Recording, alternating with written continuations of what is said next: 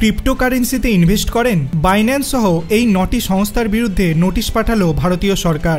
বর্তমান সময়ে অনেকেই ক্রিপ্টোকারেন্সিতে বিনিয়োগ করে থাকেন, আর আপনিও যদি সেই দলে থাকেন তাহলে এখনই সাবধান হয়ে যান। আসলে ভারতের অর্থ মন্ত্রণালয় মানে ministry of finance crypto exchange operator Binance সহ 9টি ভার্চুয়াল ডিজিটাল অ্যাসেট সার্ভিস প্রোভাইডারের বিরুদ্ধে একটি নোটিশ জারি করেছে।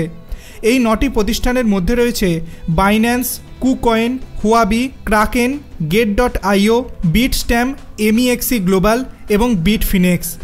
সংবাদ সংস্থা PTI এর একটি রিপোর্ট থেকে জানা গেছে, অর্থমন্ত্রকের অধীনে ফাইন্যান্সিয়াল ইন্টেলিজেন্স ইউনিট, যার শর্ট ফর্ম FIU, অর্থ পাচার বিরোধী আইন না মানার জন্য এই নোটিশ পাঠানো হয়েছে।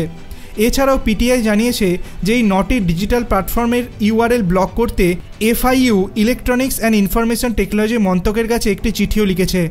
উল্লেখ্য, এই প্ল্যাটফর্মগুলি ভারতে প্রিভেনশন অব মানি লন্ডারিং অ্যাক্টের বিধানগুলিকে অনুসরণ না করে কাজ করছিল। অর্থমন্ত্রক বিবৃতিতে বলেছে যে বাইন্যান্স এবং কিউকয়েন ছাড়াও FIU, হুয়াবি, ক্রাকেন, গেট.io, বিট্রেক্স, বিটস্ট্যাম্প, MEXC গ্লোবাল এবং বিটফিনেক্সকেও নোটিশ পাঠানো হয়েছে।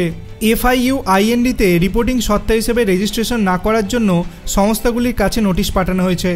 প্রসঙ্গত উল্লেখ্য, FIU IND হলো একটি কেন্দ্রীয় সংস্থা যা এনফোর্সমেন্ট এজেন্সি এবং বিদেশি FIU-কে সন্দেহজনক আর্থিক লেনদেনের সম্পর্কিত তথ্য জানায়। ভারতে virtual digital asset provider VDASP এদের FIU IND-তে রিপোর্টিং সত্তা হিসেবে রেজিস্ট্রেশন করতে হবে।